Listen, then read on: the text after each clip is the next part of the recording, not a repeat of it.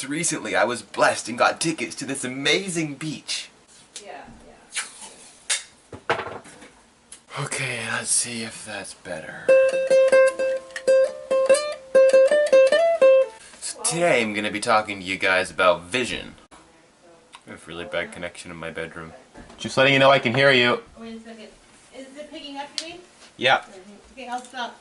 Sorry.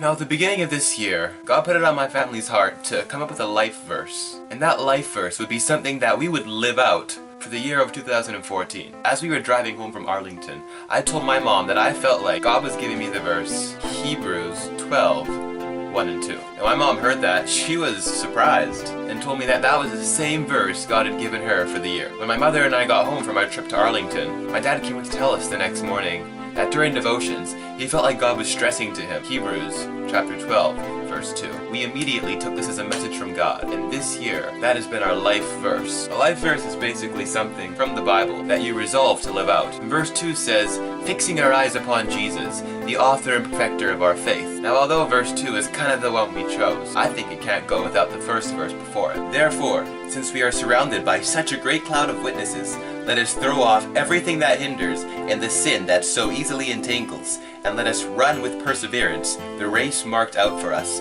fixing our eyes on Jesus, the pioneer and perfecter of our faith.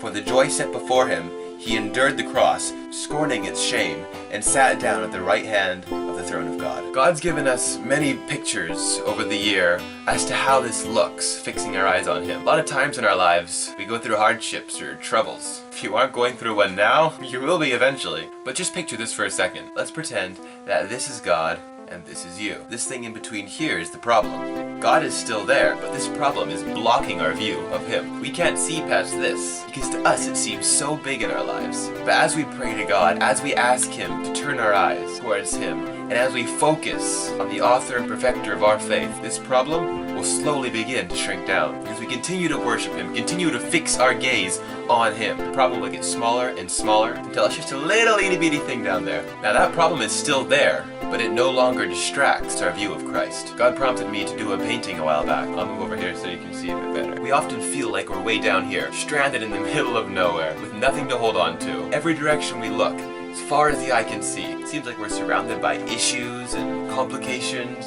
backfiring relationships, all sorts of bad stuff in every direction. But if we choose, in those hard times, when it may seem like our problems go in every direction as far as the eye can see, if we choose to focus our eyes on him, everything else will slowly fade away. When we change our view from down here to up here, all we'll see is him. The problems will disappear from view. They won't go away, but he will give us the strength to fight through them. And so I encourage you, when you're going through a hard time, when it seems like the problems go in every direction, or when they're blocking your view from God, choose to turn your eyes towards him and let him fill you with his grace, his power, his strength. Problems won't go away, but they'll shrink down until you no longer even see them in your life. And let us run with perseverance the race marked before us, fixing our eyes on Jesus, the author and perfecter of our faith. So turn